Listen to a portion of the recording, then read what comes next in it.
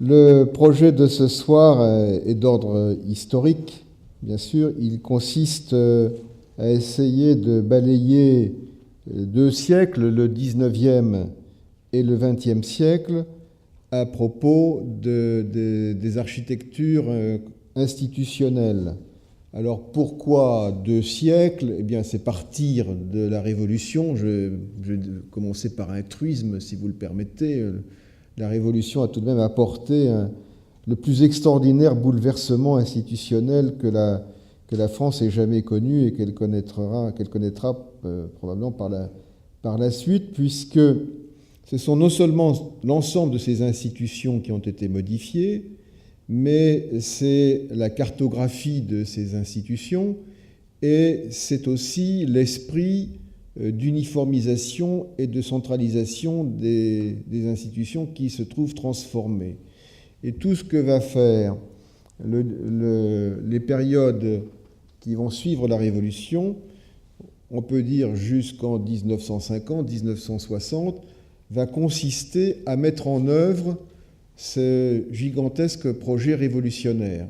Et je crois qu'on peut affirmer en pétition de principe que sur ce point, et quelles que soient les différences constitutionnelles, les objectifs politiques d'un régime à l'autre, il n'y a jamais eu césure, contestation, volonté de retour en arrière.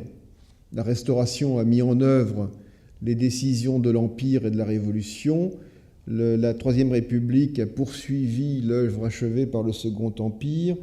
La Quatrième République, encore, c'est à partir des années 50 que les choses se transforment d'une certaine façon à cause de la Seconde Reconstruction, à cause du renforcement démographique de l'Île-de-France, à cause de la réorganisation urbaine, à cause de la création de nouvelles institutions. Mais ces nouvelles institutions ne sont que complémentaires. Donc, le projet, c'est d'essayer de comprendre dans quel esprit on a réalisé ces architectures institutionnelles. J'entends architecture institutionnelle, c'est-à-dire les architectures des services publics. Qu'il s'agisse, je mettrai à part, pour ne pas en traiter, les architectures militaires, auxquelles il faudrait tout de même penser, parce que c'est André Guillerme qui l'a montré cela. Dans la commande publique en matière d'architecture, le poids lourd, en tout cas au XIXe siècle, c'est la commande publique militaire. Et le progrès dans le domaine des technologies, les conséquences dans le domaine du tissu des entreprises, avec la centralisation des entreprises, résultent de la commande militaire. Donc la commande militaire, c'est gigantesque. On en parle peu dans les livres, ou même pratiquement pas, mais c'est quelque chose qu'il faut, de façon indispensable, avoir présent à l'esprit. Et puis, il m'a été demandé, ça c'est une question d'organisation interne, de ne pas parler des architectures cultuelles, bien que dans la France concordataire, les architectures cultuelles fassent partie des architectures institutionnelles. C'est à partir du XXe siècle, la séparation des Églises et l'État, qu'il en va autrement. Donc voilà mon projet, et mon idée, c'est d'essayer de vous faire comprendre quelle a été la nature de l'ambition des pouvoirs publics, de cette ambition collective qui a consisté à construire dans le pays, dans le cadre des villes, dans le cadre des départements, dans le cadre de la capitale, ces architectures qui ont été le visage de la France nouvelle, dans un contexte territorial qui lui-même se transforme plus que jamais, et ceci a duré finalement jusqu'à la création de l'Europe. Plus que jamais, le territoire national, c'est un espace nettement circonscrit par des frontières. La notion de frontière tend à se préciser de plus en plus et à se renforcer. Nettement circonscrit par des frontières, avec un centre, la capitale, une périphérie, la frontière elle-même, et c'est dans un système un réseau tentaculaire, comme on le connaît bien, qui vient conduire l'ensemble de la population vers la capitale elle-même, et qui fait que ce pays, si divers dans son histoire et dans ses visages, va s'unifier de plus en plus. Et l'histoire des architectures institutionnelles au cours de cette période, c'est aussi l'histoire de l'unification du pays. C'est-à-dire que l'on va trouver en Alsace les mêmes architectures institutionnelles que celles qu'on peut rencontrer à Nice. Bon. Et jusque dans les années 1980, dans le fond, ça ne va pas de soi. Aujourd'hui, à notre époque, où il y a maintenant une sorte à nouveau, d'architecture internationale fondée sur la pratique d'un certain nombre de technologies et de matériaux, on a une uniformisation à peu près générale. Quand j'entendais Mireille Gruber parler du Conseil général de la Haute-Garonne, je pensais de mon côté au Conseil général des Bouches-du-Rhône, qui était non moins énorme et qui était construit à la même époque et qui possède le même visage. Enfin, cette uniformité de visage de la Haute-Garonne aux Bouches-du-Rhône, dans le cadre de la décentralisation qui devrait générer des personnalités locales fortes, ben cette uniformisation ne nous surprend pas. Ça devient une sorte de banalité, alors que c'est un paradoxe. Mais au XIXe siècle et dans la première moitié du XXe siècle, ça ne va pas de soi de construire dans le nord de la France de la même manière que dans le sud. Et ce sont cette commande publique institutionnelle qui va en être à l'origine. Dans un premier temps, j'essaierai d'essayer de vous montrer à la fin de l'Ancien Régime, à la veille de la Révolution, peut-être au tout début de la Révolution, quels peuvent être les objectifs, les tendances plus ou moins non dites qui commandent de façon plus ou moins secrète l'esprit de ces projets d'architecture publique. J'ai choisi de vous en montrer 4 ou 5. Vous avez en premier un projet très célèbre, le monument funéraire pour les souverains d'un grand empire, qui a été dessiné par Pierre-François Léonard Fontaine à l'occasion du concours du prix de Rome en 1785 et qui lui a obtenu le 2e grand prix, le 2e seulement. Et au scandale de ses camarades, qui ont d'ailleurs soulevé une sorte de petite fronde qui a conduit le surintendant des bâtiments du roi, d'Angivillers, à réprimander tout ce petit monde qui contestait les décisions du jury. Ce projet me paraît significatif d'une tendance naturelle de l'époque et qui va se prolonger encore tout au long de la Révolution française, c'est la démesure, l'immensité, l'idée que l'impressionnabilité des grandes architectures doit se caractériser d'abord par son gigantisme. Les architectures de la liberté, comme on les a appelées, celles de la Révolution, sont des architectures géantes. La deuxième caractéristique de ce type d'architecture, c'est la simplicité formelle qui renvoie à un vocabulaire géométrique extrêmement simple, le vocabulaire euclidien. On a des obélisques, on a une hémisphère, et on pense que le pathos va naître de cet effroi métaphysique qui consiste à manier des volumes simples dès lors qu'ils sont gigantesques. À quoi s'ajoute le petit détail spécifique de Fontaine, celui qui avait, paraît-il, suscité l'émoi du jury, ce monument funéraire pour les souverains d'un grand empire, alias la France, est construit sous un ciel extrêmement orageux et rétrospectivement, on a dit, voilà qui annonce la Révolution. Mais ce climat, ce contre-jour, fait lui aussi partie de cette volonté de pathos. Et donc retenez dès ce projet cette idée qu'une une architecture institutionnelle, c'est une architecture qui doit impressionner par sa taille et par son projet métaphysique. Je vous montre ensuite ce second projet qui est réalisé par un architecte qui a une importance pendant la Révolution et sous la Restauration, qui s'appelle Jacques Molinot.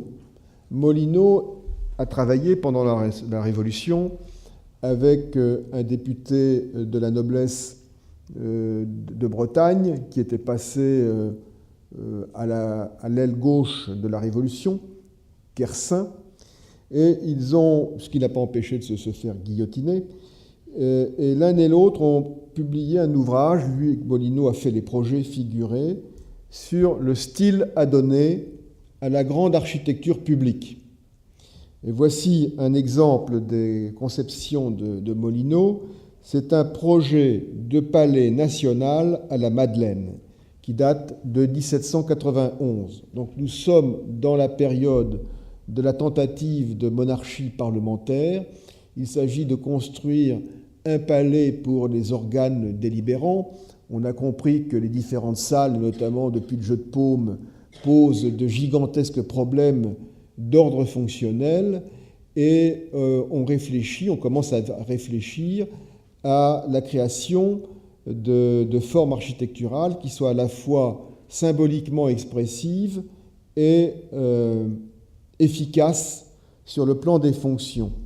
Et comme il se trouve qu'un chantier de la monarchie est à l'état d'abandon, c'est le chantier de l'église de la Madeleine, et qu'on ne sait pas très bien quoi faire de cette église dans le cadre de la carte de la constitution civile du clergé, eh bien, on imagine qu'on va transformer la Madeleine en autre chose, et le Molinot propose d'édifier un palais national, dont voici l'élévation. Vous notez, comme chez Fontaine, cette conception de la grandeur qui est faite par la manipulation de volumes simples. Une forme hémisphérique en arrière est précédée, un peu comme le Panthéon de Rome, précédée par un portique à colonnes de très très grande taille. On a encore un écho de ce type de conception sous le crayon, si je puis dire, d'un autre architecte qui va réfléchir à la même question, qui est Antoine Laurent Vaudoyer, qui est le père de toute une dynastie d'architectes, le père de Léon Vaudoyer, constructeur de la cathédrale de Marseille et du Conservatoire des Arts et Métiers, le grand-père d'Alfred Vaudoyer. Antoine Laurent Vaudoyer est lui-même professeur à l'École des Beaux-Arts. C'est quelqu'un qui occupe une place éminente, mais sous la Révolution, il n'a pas grand-chose à faire sinon qu'à penser, parce qu'on construit évidemment très très peu, et il réfléchit lui aussi à l'aménagement de la Madeleine, et on a un dessin qui est conservé au musée Carnavalet, qui reprend un peu cette idée de Molinot pour l'ouvrage de Kersin, avec ce gigantesque pronaos, et cette architecture de sanctuaire, ici couverte par un dôme, à la manière de Soufflot pour Sainte-Geneviève, par derrière. L'architecte qui, évidemment, frappe le plus les élèves en architecture de l'époque, dans ce domaine, c'est Boullée. On possède de Boullée, conservé à la Bibliothèque nationale, tout un ensemble de projets de caractère utopique qui valent comme des compositions graphiques, mais il faudrait certainement les analyser sous l'angle aussi des fonctions institutionnelles auxquelles Boullée pense. Et sous ces pinceaux revient encore cette idée de palais. Là, c'est un palais municipal. On comprend que pour la génération architecturale de cette époque, au début et pendant la Révolution, la nécessité de construire un lieu qui soit l'expression du démos, du peuple souverain, du peuple d'où émane la loi, s'avère indispensable. On avait le palais national tout à l'heure à propos de donc un palais d'État avec Molinos. On a ici un palais municipal. Bon, l'émergence de la ville de Paris qui s'exprime, bien sûr, nous sommes en 1792, mais voilà un programme qui est très significatif, et ça va être une des données constantes d'ailleurs de l'architecture, de vouloir créer ce que l'on appellera la grande salle, c'est-à-dire un lieu qui soit le plus vaste possible, porté par le minimum de supports possible, de façon à accueillir la plus grande foule possible dans un unitarisme et un consensus total. Et on a plusieurs jalons dans ce domaine. On a par exemple la salle des imprimés de la Bibliothèque nationale, on peut avoir la salle de l'opéra, et on peut poursuivre cette idée de la grande salle jusqu'au CNIT de Zerfus, dans sa version originale, pas évidemment dans ses aménagements actuels qui sont un contresens complet par rapport à ce qui était voulu, mais ce gigantesque espace, qui est d'ailleurs pour moi le dernier grand espace néogothique, puisque c'est une sorte d'ogive à 3 branches, c'est l'apothéose de la grande salle. Alors ça, c'est une des premières données, construire une grande salle pour accueillir le démos. Et deuxième donnée, ce qu'on peut voir aussi, c'est à nouveau cet objectif qui consiste à articuler des formes géométriques simples de façon à créer cette impression impressionnante, si vous voulez, cette métaphysique de la grandeur qui vise à magnifier la force du pouvoir. On sort de 2 siècles de monarchie centralisatrice, elle-même issue de la Renaissance, et le pouvoir, tel qu'il s'exprime à la Révolution, participe encore de cette conception de la puissance, qui l'emporte d'une sorte de pouvoir qui s'applique encore, le citoyen est encore un sujet en quelque sorte. Donc voilà un certain nombre de préoccupations qui traversent l'esprit des concepteurs lorsqu'ils travaillent sur cette idée d'architecture publique à la fin de l'Ancien Régime et au début de la Révolution. Ensuite, et si l'on se place à l'époque de l'Empire, mais rassurez-vous, ce n'est pas un projet chronologique que j'ai l'intention de développer, il faut bien quand même comprendre la chose, il est des laboratoires où l'on va réfléchir à des formes nouvelles pour ces architectures institutionnelles. Ces laboratoires, ce sont les lieux de formation des architectes, ce sont aussi les organes de contrôle institutionnels. Les lieux de formation des architectes, il en est 2. L'école des beaux-arts, qui, dans les premiers temps, n'est pas la plus performante à cet égard. Elle va commencer à véritablement bien fonctionner, je pense, sous la Restauration. Sous l'Empire, elle déménage, elle est installée au Louvre, puis elle arrive dans la cour de l'Institut. Les membres de l'Institut ne sont pas très d'accord avec... ne veulent pas trop fréquenter ces galopins, donc ça ne marche pas bien. Et ce n'est lorsque la section d'architecture est installée à son emplacement actuel, dans l'emplacement de l'ancien couvent des Petits Augustins, qu'on a véritablement un enseignement de l'architecture digne de ce nom. Sous l'angle de l'architecture publique, sous l'Empire, le laboratoire essentiel, c'est l'école polytechnique. C'est l'école polytechnique, d'abord parce que Napoléon peut voir se réaliser son rêve de fabriquer des architectes qui seraient à la fois ingénieurs et fonctionnaires.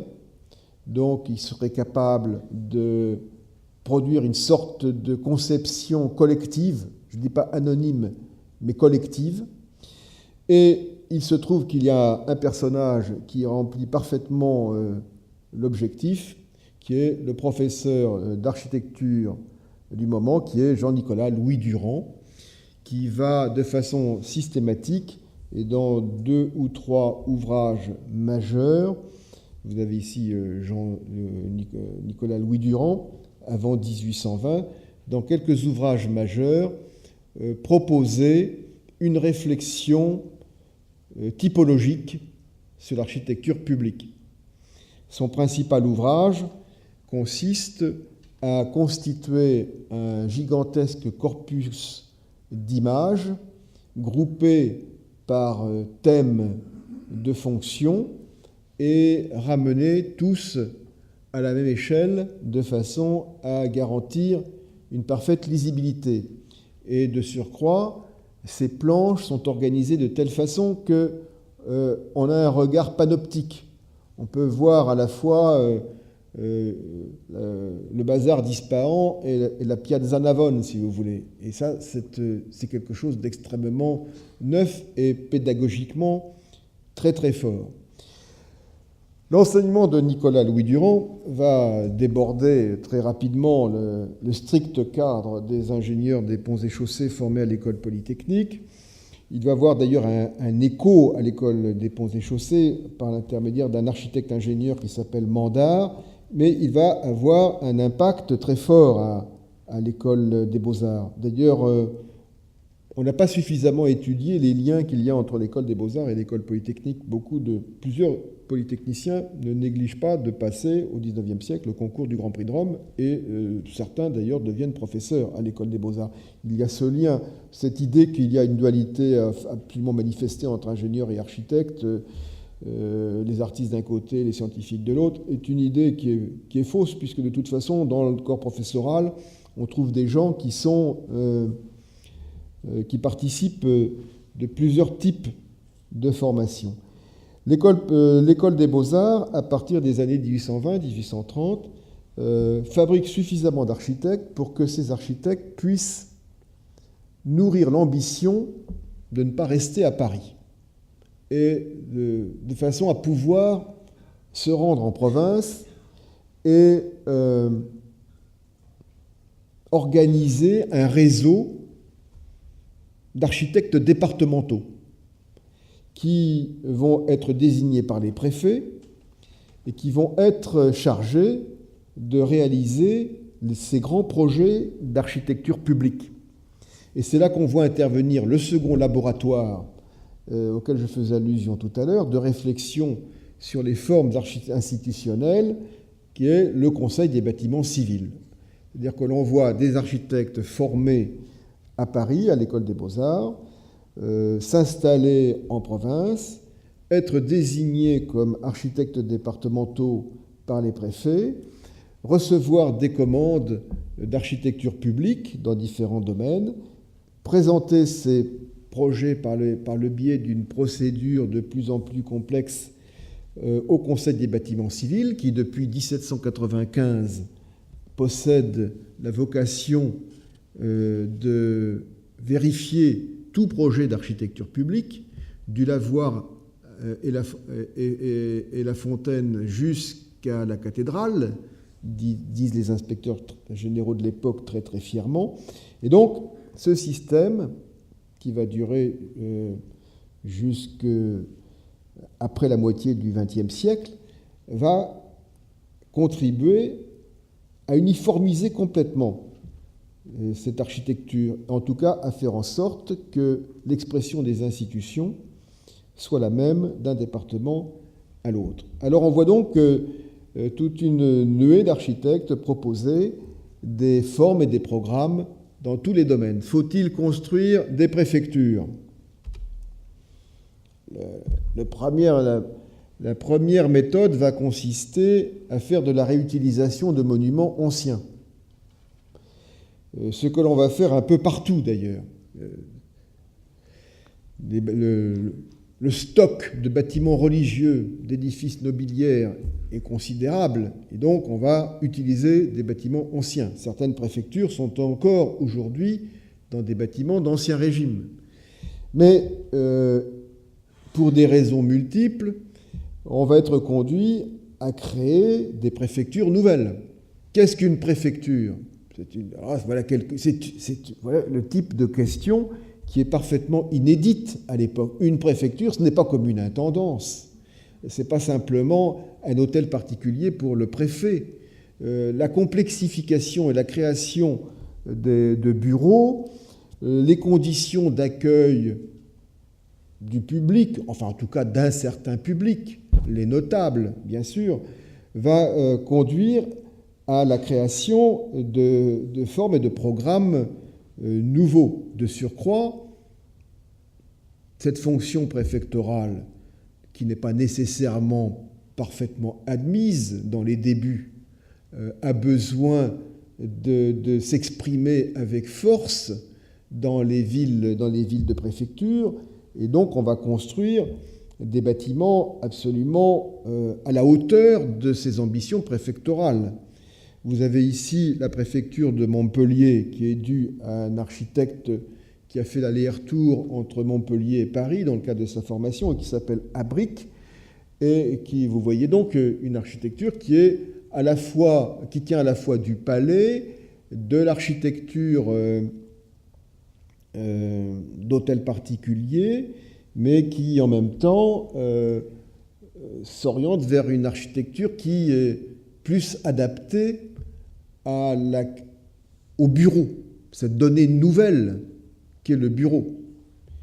Je fais une petite parenthèse.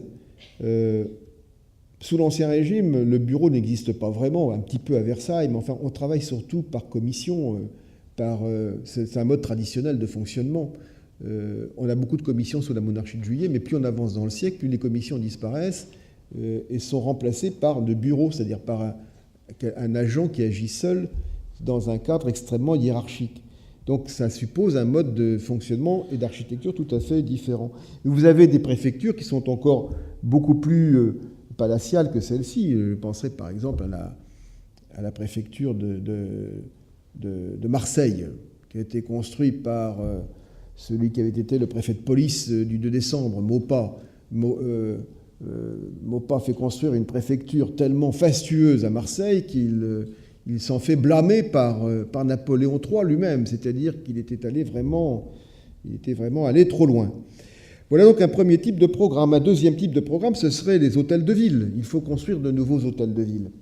Alors, je vous montre cette planche parce qu'elle me permet de vous faire allusion aussi à ce que pouvait faire le Conseil général des bâtiments civils. Il diffusait des modèles par la voie des gravures. Il a diffusé ce modèle-ci, qui correspond d'ailleurs effectivement à un bâtiment très très élégant, encore existant. Nous sommes à Moulins. C'est un édifice qui a été construit par un architecte local qui s'appelle François Agnetti. Et là, on a affaire à un programme complexe, un programme multiple. Il s'agit de construire à la fois un hôtel de ville et une bibliothèque dans un espace qui est assez compliqué puisque c'est un espace en pente. Alors, dans l'intervalle, pardon. J'avais dit tout à l'heure que j'avais compris comment fonctionnait la flèche lumineuse, mais c'est pas vrai. Bref. Vous avez d'un côté la bibliothèque, de l'autre côté l'hôtel de ville, à gauche l'hôtel de ville, à droite la bibliothèque, et pour acheter la déclivité, vous avez une sorte d'espace claustral, de cour intérieure, où se passe le problème, se règle la déclivité entre la pente va de la droite vers la gauche. Et vous voyez que l'hôtel de ville possède les attributs déjà anciens depuis le Moyen-Âge, mais auxquels le 19e et le 20e siècle vont être très attachés, deux attributs, l'horloge et le balcon. C'est du balcon de l'hôtel de ville que sont proclamées les nouvelles institutions à Paris, au fur et à mesure du 19e siècle. Et vous avez aussi, alors, dans un champ d'architecture qui est extrêmement riche, c'est celui de l'architecture judiciaire. c'est un champ qui est aussi très actuel aujourd'hui. Je ferai une sorte de parallèle entre les deux situations. L'idée du XIXe siècle, en tout cas du début du XIXe siècle, c'est d'exprimer que, dans le cadre de la nouvelle carte judiciaire, qui est celle du XIXe siècle, d'exprimer que les palais de justice ne sont plus comme les anciens parlements, mais qu'ils possèdent tout de même des pouvoirs quasi équivalents. L'idée du troisième pouvoir est extrêmement forte. Il y a une autre idée aussi qui s'exprime, c'est que la loi est uniforme. C'est la même loi pour tous, qui est quelque chose qui n'existait pas sous l'Ancien Régime. Et il faut aussi exprimer l'idée que la loi remplace le roi. La loi possède une essence, une sorte d'essence divine.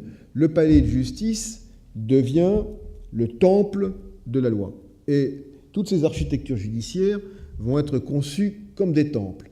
Et un peu sur le modèle de la façade du Parlement dont nous avons hérité aujourd'hui, le Parlement de Paris, qui est le siège du palais de justice actuel, on a tout un système qui est conçu de façon symbolique, avec un étage, la cour carrée en bas, qui est l'étage terrestre, des escaliers qui permettent d'accéder à l'espace judiciaire par un système de colonnes qui marque le passage de l'espace profane à l'espace sacré.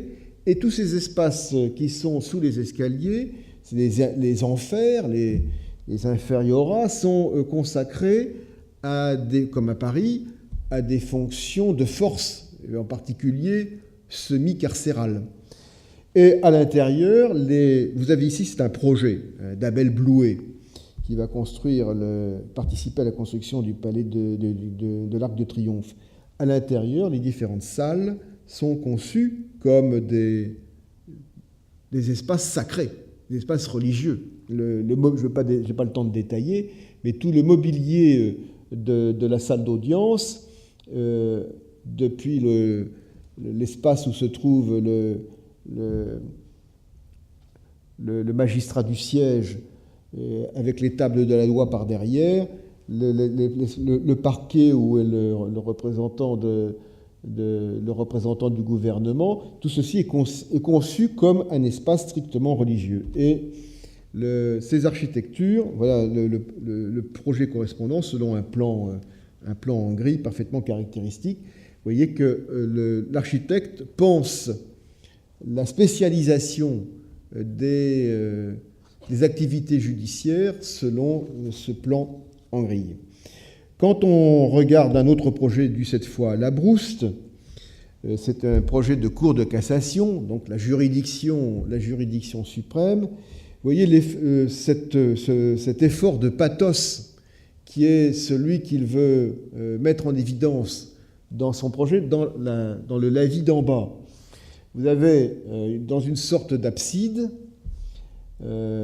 coiffée par un cul-de-four, avec un oculus qui diffuse un éclairage zénital, donc un éclairage à contre-jour, vous avez le siège qui est probablement le siège du souverain, le trône vide, celui du magistrat suprême. Je ne pense pas que ce soit le siège du premier président, je pense que c'est plutôt le siège du souverain, et qui est dressé comme une sorte d'autel et qui rappellerait, je dirais, le trône de la Shekinah dans le temple de Jérusalem. C'est un peu cette idée-là qui revient.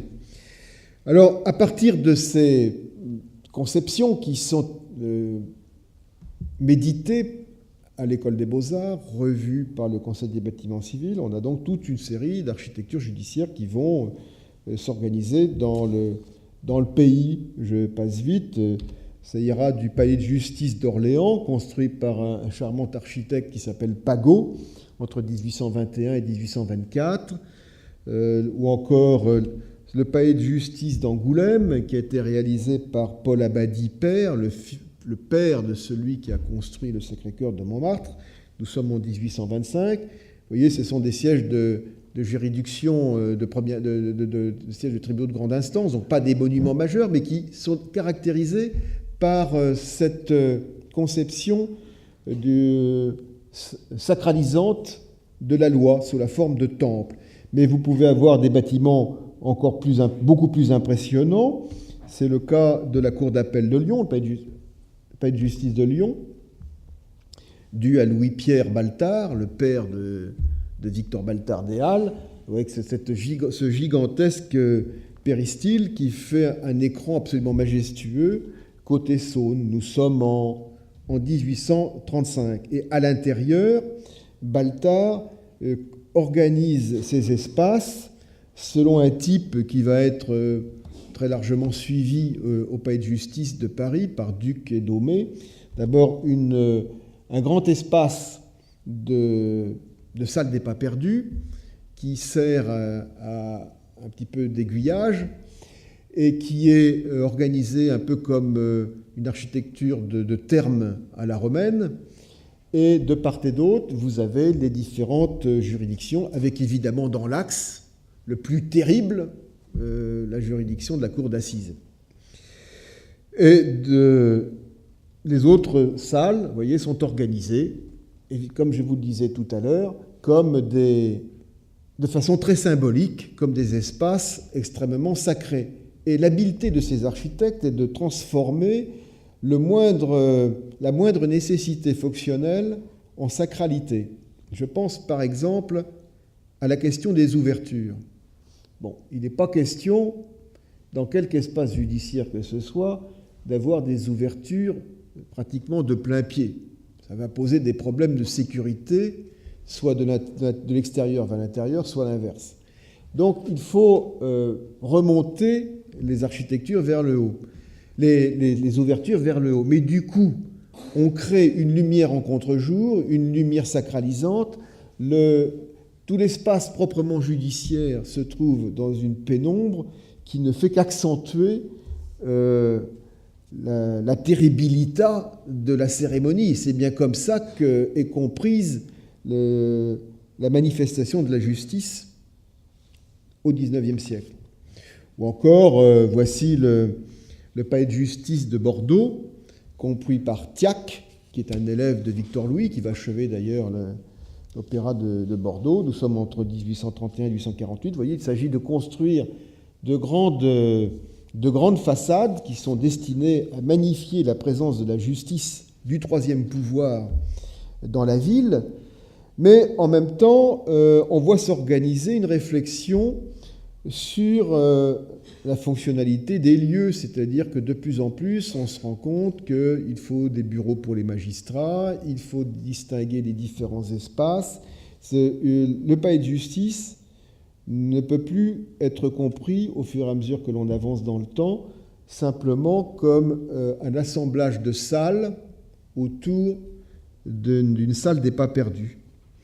Voici encore le palais de justice de Montpellier, qui date de 1846 et qui est d'Abric, et que j'ai tenu à vous montrer parce qu'il traduit de la part d'Abric un effort extrêmement significatif et intéressant de s'intégrer à l'espace urbain et de se mettre à l'échelle par rapport à toutes ces architectures et à la place du Pérou, au jardin du Pérou, qui est derrière.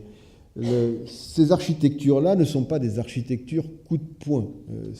Ce n'est pas l'insolite architecture judiciaire en forme de tipi indien telle qu'on peut la rencontrer dans le Bordeaux actuel, si vous voulez. Voici encore un détail du palais de justice de Montpellier. Et puis, l'organisation de ces architectures institutionnelles va impliquer une mise en réseau, la création d'une logique institutionnelle. Voici Montpellier encore. C'est-à-dire que nous sommes à Nantes. Le palais de justice et la prison doivent être proches. La gendarmerie doit être à proximité aussi. Ces différentes activités peuvent être rassemblées en un seul lieu. Et vous voyez très clairement la prison, avec son caractère rayonnant, à côté du palais de justice. C'est à la fois plus efficace, c'est une du point de vue de la sécurité, et c'est aussi la création d'une sorte le début de l'invention de la notion de zonage de l'espace urbain. Certaines parties de la ville sont consacrées à des équipements publics et pas à autre chose. C'est ce qu'on va faire à Paris, dans l'île de la Cité, tout particulièrement, où on va avoir l'invention de la capitale va consister à placer face au palais de justice le tribunal de commerce, à côté du tribunal de commerce la caserne des 100 gardes qui va devenir ensuite la préfecture de police, et l'hôtel-Dieu que Napoléon III ne veut surtout pas déménager, de façon à créer autour de Notre-Dame un grand îlot institutionnel qui marque véritablement la fonction capitale de la ville. Eh bien, on le voit aussi dans une grande ville de province comme Nantes. C'est un projet urbain qui se réalise entre 1844 et 1867. On peut dire qu'à la fin du siècle, le programme judiciaire est à peu près au point. Et en 1914, on a conçu un capital de construction. Voici l'une des dernières réalisations, c'est la salle des pas perdus du tribunal correctionnel, qui a été réalisée entre 1904 et 1914 par Albert Tournaire. En 1914, le parc des architectures judiciaires est au point. On n'en a plus construit par la suite. L'institutionnalité de la justice paraît désormais immuable. On va attendre la fin des années 50 pour se remettre à construire des palais de justice à Lille. Et j'ai entendu le concepteur du palais de justice de Lille, Villerval, expliquer que lorsqu'on lui a passé la commande du palais de justice de Lille, eh bien, la maîtrise d'ouvrage était dans la capacité absolue de lui donner le moindre programme. On ne savait plus construire un palais de justice. La tradition, 50 ans d'arrêt, avait créé un hiatus complet. La maîtrise d'ouvrage, la chancellerie n'était pas en mesure de lui dire voilà ce qu'on voudrait en termes de palais de justice pour la deuxième moitié du XXe siècle. Et alors, peut-être Villerval se vantait-il, c'est possible, mais il disait qu'il avait interrogé 2 ou 3 amis avocats et qu'à partir de là, il avait conçu son palais pour Lille. Bon. Il disait, curieusement, à peu près la même chose que ce que Guadet disait lorsqu'il eut à construire l'hôtel des Postes, rue du Louvre. Quand on lui a demandé de construire l'hôtel des Postes, comme on n'en avait jamais construit avant, Guadet affirme que l'administration n'a pas été en mesure de lui donner un cahier des charges. Alors, dit Guadet, j'ai passé 15 jours en compagnie des postiers dans le bâtiment du moment, et j'ai vu comment ils travaillaient, et c'est à partir de ces observations anthropologiques que j'ai conçu mon programme, a-t-il dit.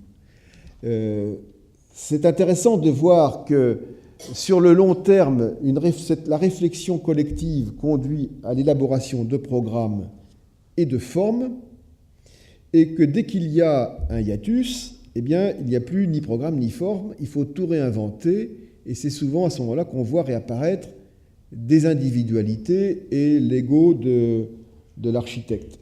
Le problème d'ailleurs, pour ce qui concerne les architectures judiciaires actuelles, a tellement été crucial que l'on a éprouvé le besoin de créer un service spécialisé il y a une vingtaine d'années, même pas, une quinzaine d'années, pour reprendre en main le programme de ces architectures et de façon à essayer de concevoir quelque chose qui soit, sinon uniforme, du moins un tant soit peu homogène.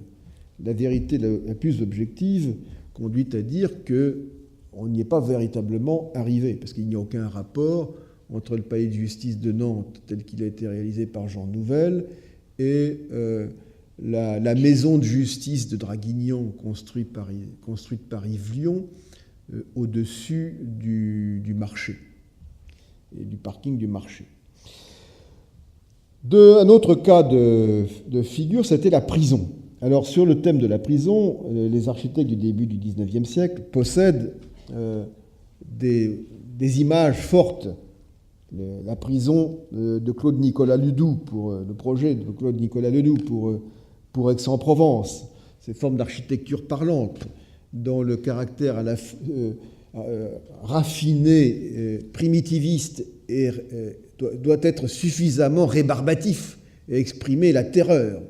Ça ne donne pas du tout envie d'y entrer, cette espèce de gigantesque forteresse aveugle. Si vous regardez la prison de la Santé, qui à mon avis est un des bâtiments les plus extraordinaires de Paris, et dont j'espère qu'il ne sera pas détruit par... Actuellement, les prisons sont en danger. La prison Saint-Paul de Lyon est menacée d'être détruite. Enfin, le plan Rachida Dati sur la réorganisation judiciaire va poser de très très graves problèmes patrimoniaux. Et non seulement pour les architectures judiciaires, mais pour les prisons. Eh bien, à la prison de la Santé, ce grand mur en meulière qui était réalisé par Vaudremer est destiné à exprimer la terreur, la même terreur par son côté gigantesque. Ce n'est pas seulement une architecture utilitaire, c'est aussi une architecture de symbole. Et c'est cette même terreur que voulait déjà exprimer Ledoux à Aix-en-Provence dans son projet de 1785, cette même terreur que l'on voit encore ici à la maison centrale de Riom. Nous sommes en 1810-1815, c'est une architecture de Pierre Rousseau.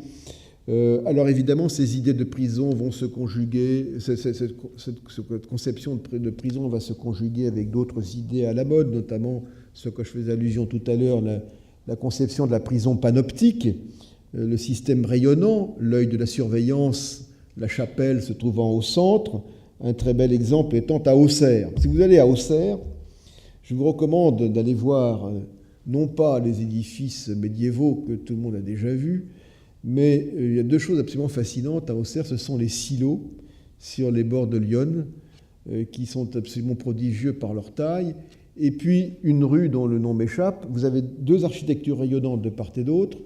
À droite, l'hôpital psychiatrique, et à gauche, la prison. Et tous ces deux édifices ont été conçus à la même date par le même architecte qui s'appelle Boivin.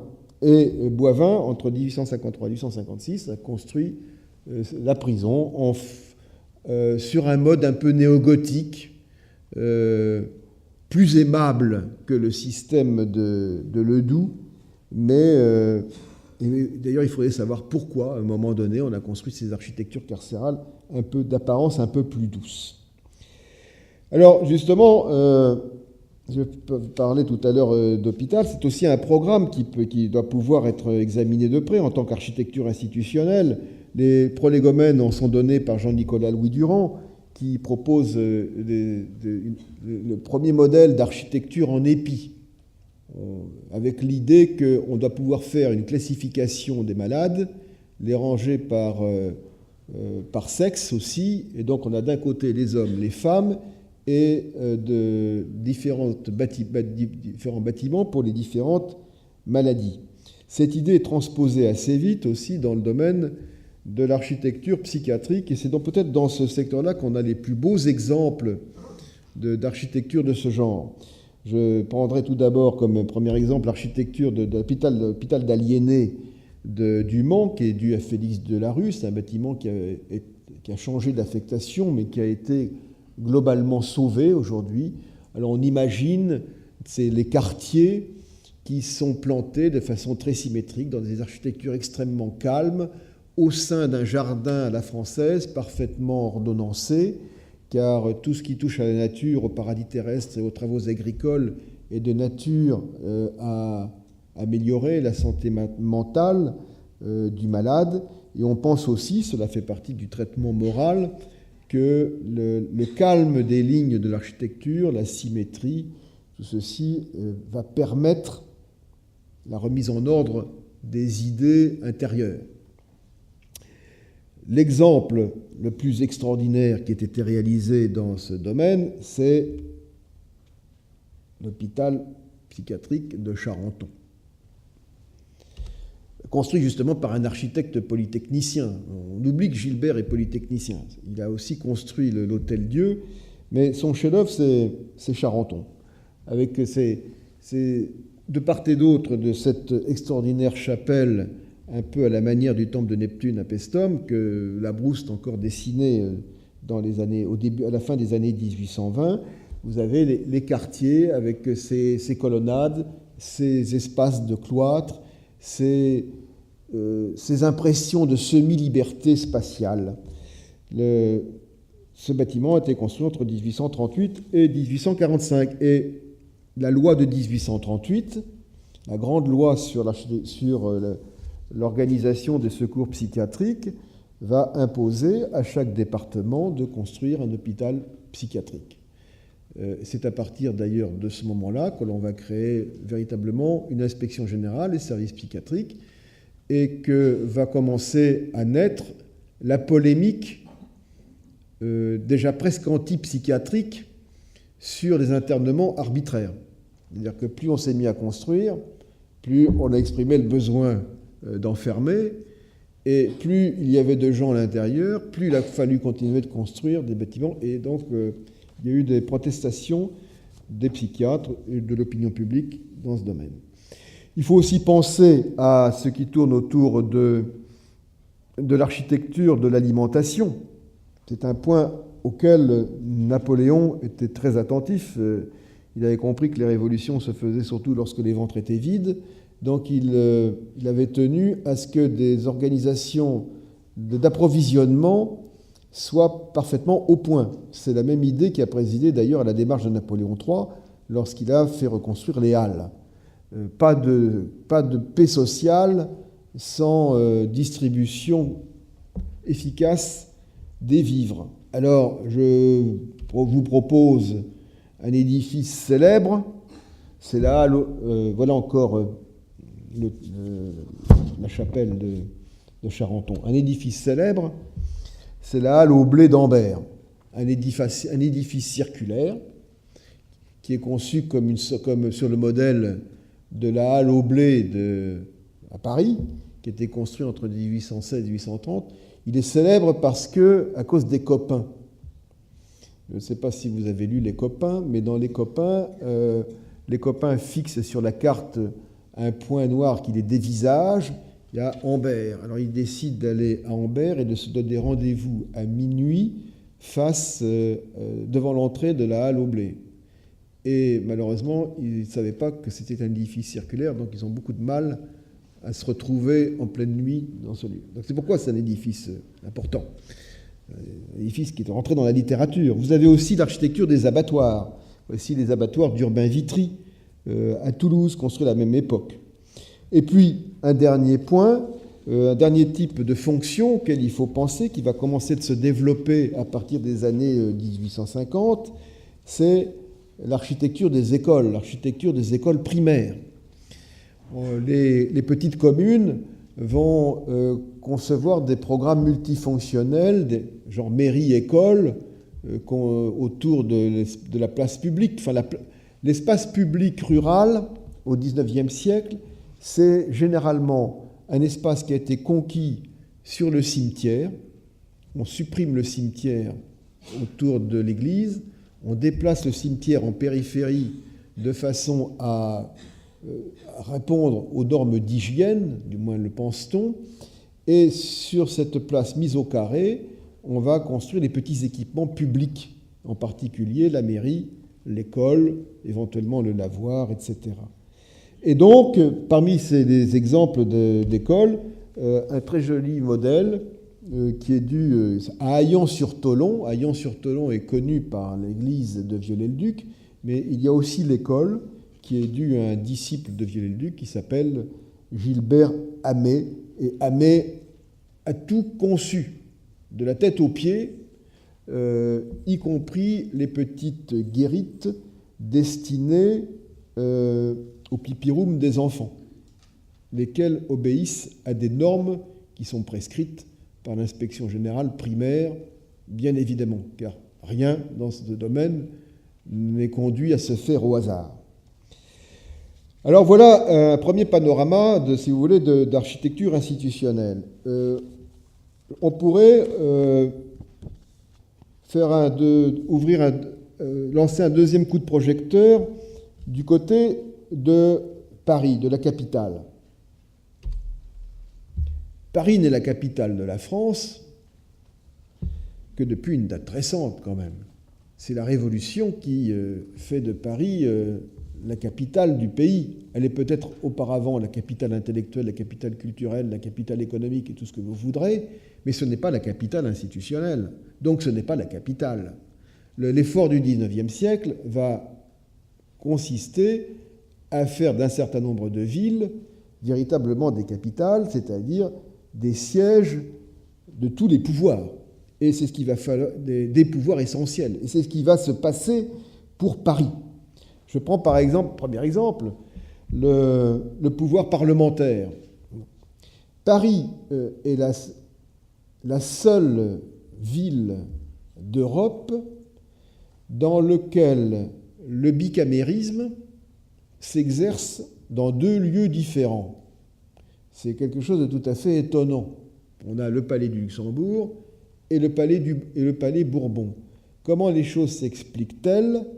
Pourquoi le Sénat et l'Assemblée nationale ne sont-elles pas rassemblées en un seul lieu? Pourquoi ne l'a-t-on jamais fait? Parce qu'on n'a pas manqué d'y penser. Eh bien, c'est parce qu'on a un capital gigantesque de bâtiments anciens à réutiliser, et on a le palais du Luxembourg, le palais Bourbon, on a casé les gens là au fil du temps, et finalement les situations se sont consolidées à condition d'aménager progressivement les lieux. Et vous avez ici une vue générale de l'aménagement de l'Assemblée nationale de 1848 par Jules de Joly, l'architecte du palais Bourbon. Donc les architectures parlementaires construisent la capitale de la même manière qu'une grande architecture hospitalière. Ce serait le cas de l'Hôtel-Dieu, ici, ce bâtiment de Gilbert dont je vous ai parlé tout à l'heure, et qui est malheureusement dans un si fort état de dégradation. Quand l'Hôtel-Dieu était installé, comme vous le savez, côté sud de l'île, et il était implanté pratiquement sur les deux rives. Il y avait même un pont construit, un pont bâti, sur lequel se trouvait un certain nombre d'activités hospitalières. Et comme vous le savez aussi, cet hôpital était déjà le principal, détenait le record de mortalité du pays. Donc il a fallu, de surcroît, il y avait non seulement des problèmes sanitaires, mais des problèmes de sécurité incendie. Donc il fallait supprimer l'Hôtel-Dieu. Napoléon III a exigé que l'Hôtel-Dieu reste dans le cœur de Paris, alors que tous ses conseillers voulaient qu'il soit porté en périphérie. Vous savez, le débat actuel sur l'Hôtel-Dieu en périphérie, sur les hôpitaux en périphérie, est un débat très ancien. Et Napoléon III a tenu à ce que l'Hôtel-Dieu reste au cœur de Paris, d'abord pour des raisons symboliques, puis il y était là depuis le Moyen-Âge, et deuxièmement pour des raisons fonctionnelles. Il estimait que le lieu des soins ne devait pas être éloigné des pauvres. Or, à l'époque, la cité, mais de moins en moins, était encore occupée par une population très prolétarisée. Donc on s'est contenté de reporter l'Hôtel-Dieu de l'autre côté. Et puis, dans la même opération, on détruit donc tous ces bâtiments de la fin du Moyen-Âge qui sont dans un état de dégradation, quoique pittoresque, et on va installer en face du palais de justice le tribunal de commerce, qui est dû à l'architecte Bailly en 1862. Donc voilà déjà l'équipement de la cité qui s'organise.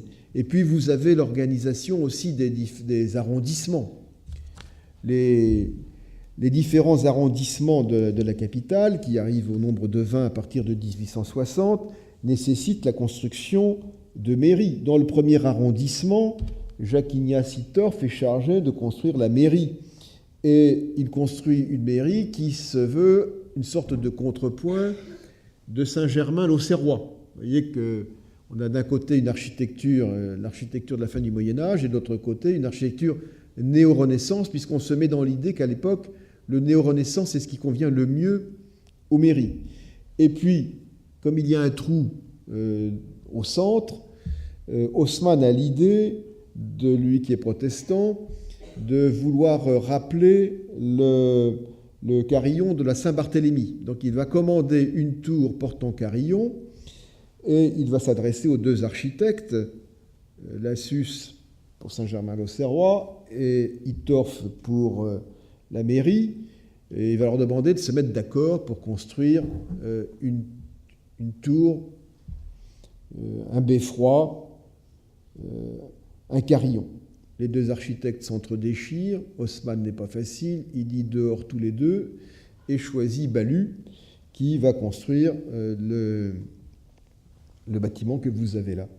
Dans l'équipement de la capitale, c'est aussi, ça depuis la Rome pontificale, on le sait, c'est un équipement en fontaine magnifique qui montre la munificence du pouvoir par la prodigalité de l'eau. Ce sera par exemple la fontaine Saint-Sulpice due à Visconti.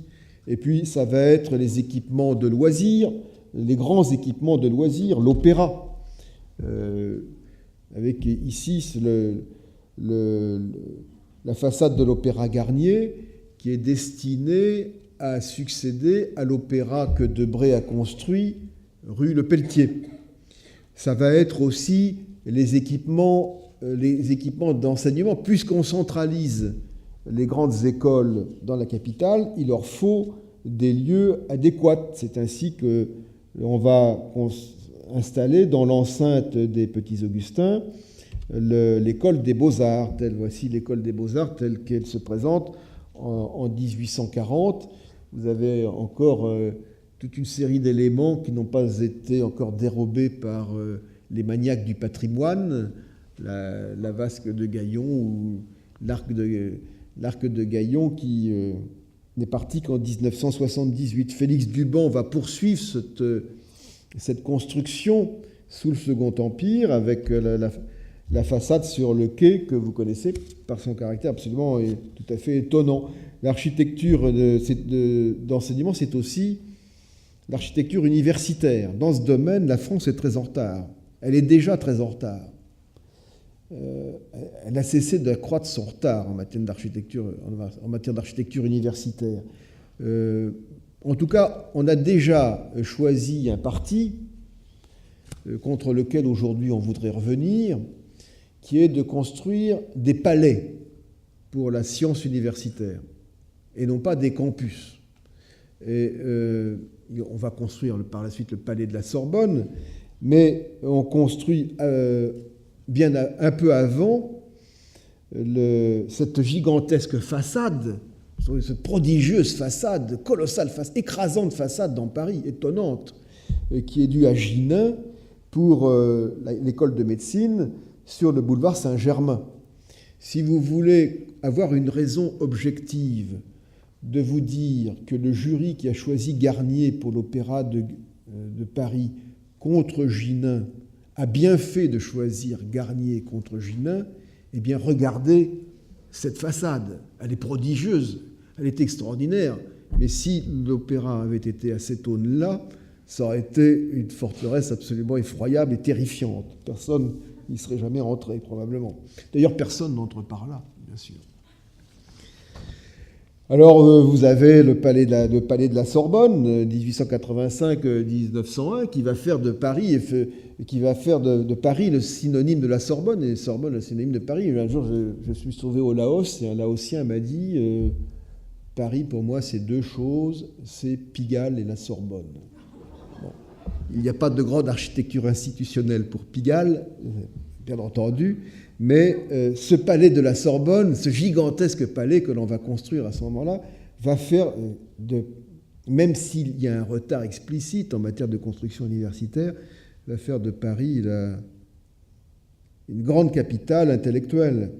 Et les architectures institutionnelles, on en trouve dans tous les domaines. Je vous montrerai pour finir cet exemple, le columbarium du Père-Lachaise. Voici un programme nouveau, mais qui fait partie de l'organisation de la mort, qui passe depuis la fin du XVIIIe siècle par la gestion des cimetières, le transfert des cimetières en périphérie, l'aménagement d'espaces paysagers, etc., implique aussi la religion laïque de la mort, donc le columbarium. Mon quatrième point serait de vous dire aussi très rapidement que il est des moments où les architectures institutionnelles s'inventent plus rapidement, c'est dans le cadre des expositions universelles.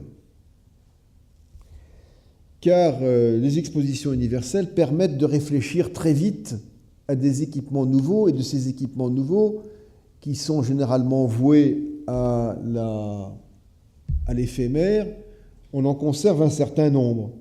Alors, pour mémoire, je vous montrerai l'extraordinaire bâtiment de l'exposition universelle de 1867, qui est prodigieux qui montre l'extraordinaire supériorité du plan circulaire. Pour moi, j'ai une admiration sans borne pour les plans circulaires, parce que c'est à la fois la forme la plus pure et l'organisation la plus simple.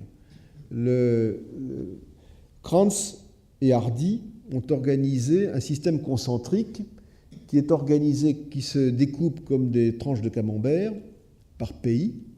Alors évidemment, plus le pays est grand, plus la tranche de camembert est importante. Et vous avez un système rayonnant, un système concentrique qui correspond aux différentes catégories de biens exposés. Alors plus le bien est précieux, plus c'est au centre. Plus la machine est lourde, plus c'est en périphérie. C'est un système absolument prodigieux, d'une clarté cartésienne absolument extraordinaire. Vous avez les restes aussi. Alors s'il n'est resté que très peu de choses de l'exposition de 1867, il en est resté davantage de l'exposition universelle de 1889. Je vous montre le détail du projet de Formigé pour le Palais des Beaux-Arts et des Arts libéraux. Et puis, il en est resté aussi de l'exposition universelle de 1900. Bon, vous savez que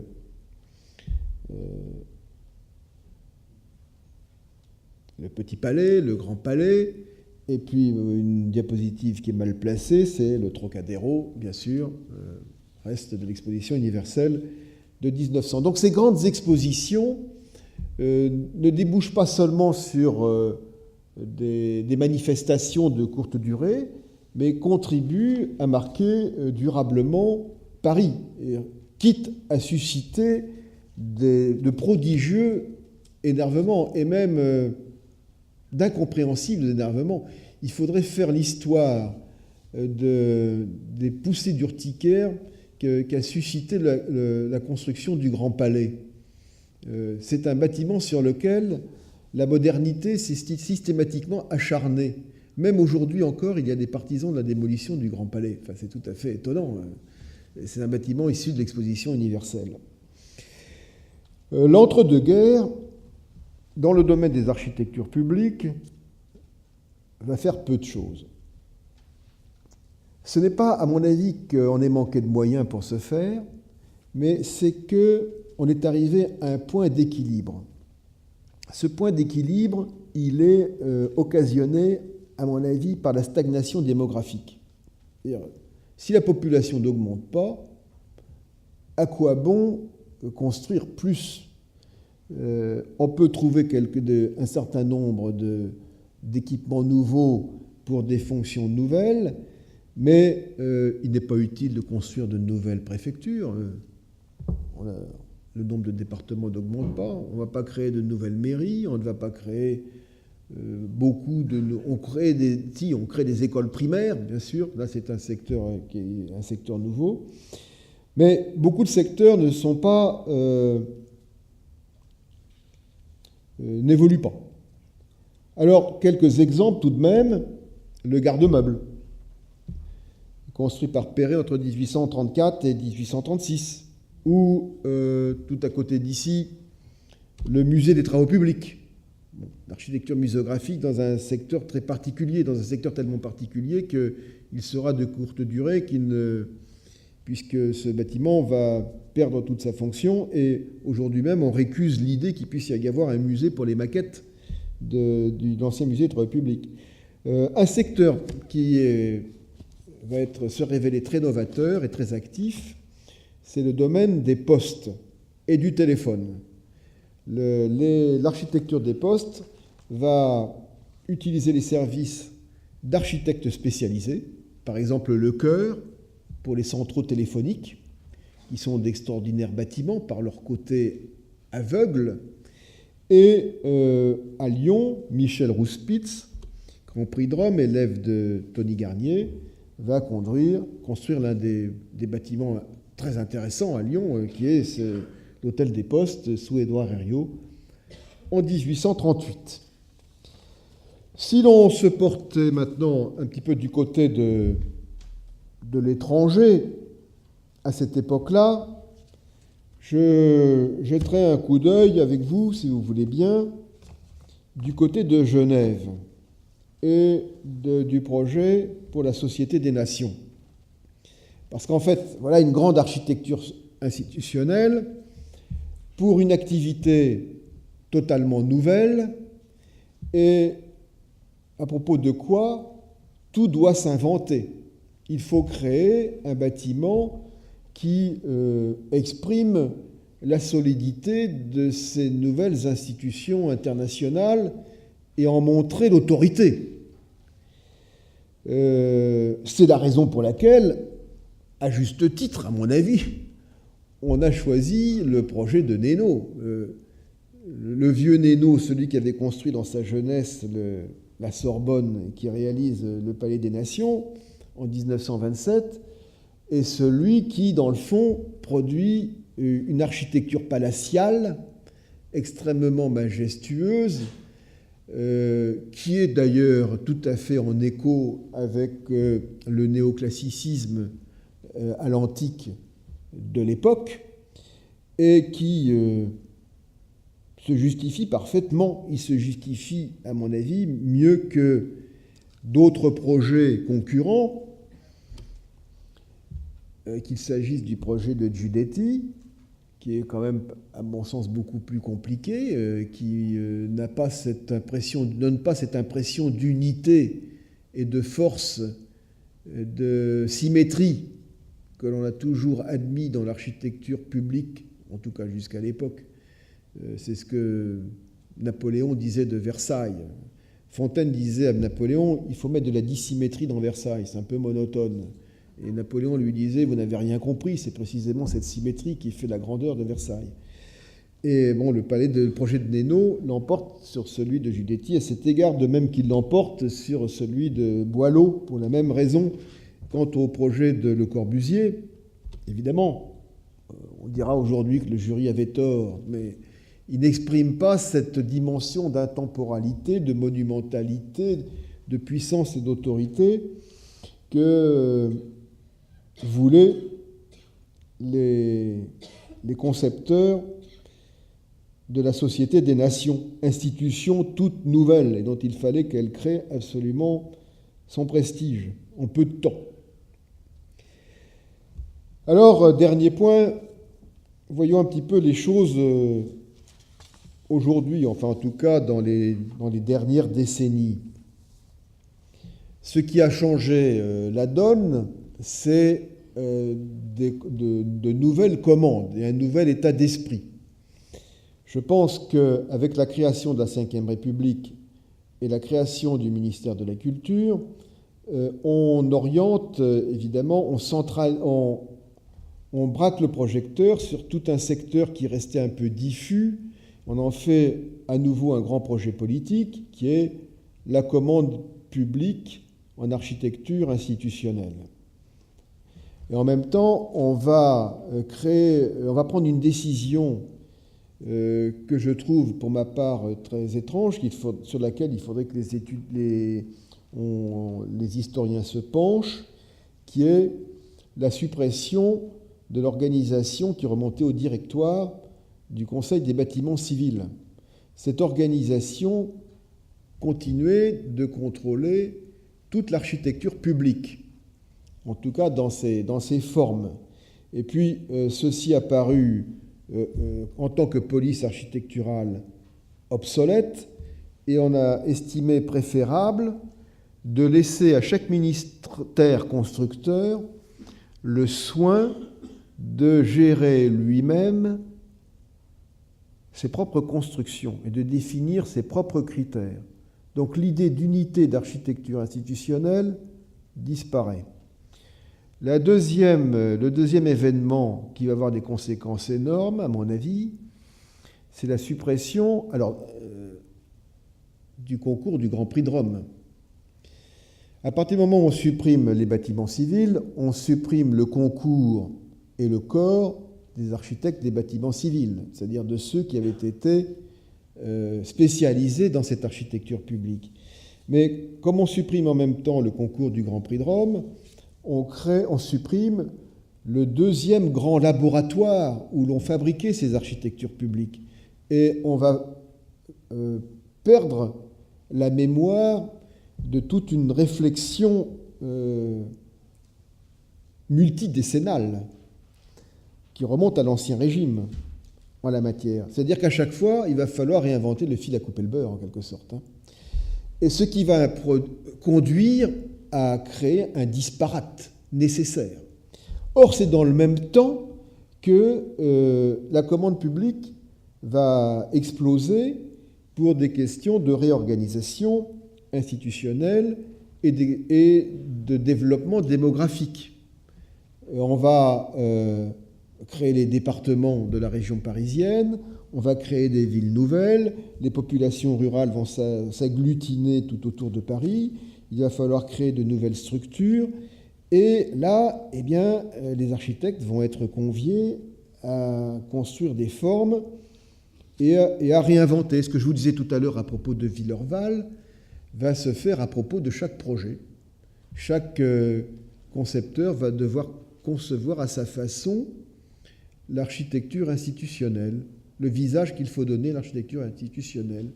On va déboucher sur une sorte de babélisation de l'architecture institutionnelle. À ceci près qu'il y a quand même un certain nombre de thèmes qui sont présents. C'est le culte des nouveaux matériaux, le béton, le verre, la haine de tout ce qui est hérité de l'histoire, donc la modernité. Et donc finalement, l'unité va se faire autour de cela, de la modernité. Mais en même temps, ça va en accord avec le projet de la Ve République. Le projet de la Ve République, c'est d'inventer l'idée que l'État est moderne. Et l'État est moderne en exprimant, notamment dans les arts, sa modernité. Et donc, le fait que les architectes aient des projets modernes va dans le sens de la démarche politique. Alors, on va donc avoir la préfecture de Cergy-Pontoise par Bernard en forme de pyramide de cône inversée. Mais ça reste une architecture forte tout de même, puissante. On sent quand même un lieu de pouvoir. Voici. Vous avez déjà naissant le culte de la transparence, plutôt de la pseudo-transparence, puisqu'en fait, on veut faire croire que le pouvoir peut être vu de l'extérieur, qu'on peut comprendre les arcanes des institutions, que le pouvoir est accueillant aux citoyens, mais en réalité, on voit de l'intérieur vers l'extérieur, mais on ne voit pas de l'extérieur vers l'intérieur. Donc c'est plutôt un renforcement du pouvoir qu'exprime ce type de vitrage. On a la préfecture de... Voici encore Cergy-Pontoise. Voici Créteil, donc une autre forme moins monumentalisée qui est du Badani. Et donc on a toute une série de formes de cet ordre qui vont perdre dans l'unité. C'est-à-dire que dans le fond, cette idée dont on avait vécu depuis la Révolution, que la loi et les institutions devaient être la même partout, à quelques points du territoire sur lequel on se fixa, ben cette idée-là change. Si on se tourne du côté des architectures d'hôtels de ville, on observe peut-être davantage de permanence, parce qu'il reste tout de même des éléments de symbolique fort, l'hôtel de ville du Havre dû appairer entre 1853 et 1858, vous voyez, adopte l'idée encore d'une sorte de balcon virtuel, d'accueil au centre. On a aussi l'idée de beffroi qui est virtualisée ici à Maubeuge par André Lursa. De même qu'on a encore cet axe vertical, toujours dû à André Lursa, au Blanc-Ménil, entre 1864 et 1867, ou encore à l'hôtel de ville de Créteil, 1972-1974, par Pierre Dufaux. Là, on entre dans le domaine du gigantisme. Dans le domaine de l'architecture judiciaire, là, c'est véritablement une babélisation, puisqu'il va falloir attendre le début des années 90 pour entreprendre une réflexion sur la symbolique de l'architecture judiciaire, qui va ne déboucher, à mon avis, véritablement qu'assez tardivement. Je pense que de toute la série d'architecture judiciaire que nous avons, enfin, c'est pas en tout cas le palais de justice de Créteil de Badani, celui qui me paraît le plus proche de la conception de la justice, enfin, du moins tel que moi je l'imagine, c'est le palais de justice de Nantes de Jean Nouvel. Là, qui est véritablement une architecture puissante, à nouveau qui magnifie l'idée de loi.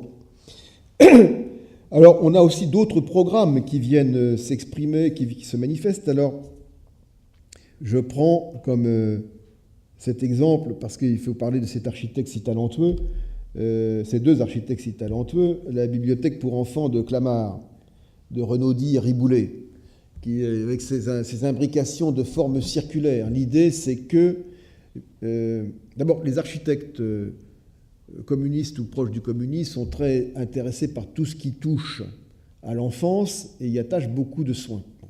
Et il y a cette idée que l'enfance doit pouvoir se mouvoir librement dans des espaces qui sont libres, et il y a manifestement cette idée que l'espace quadrangulaire est un espace de contrainte.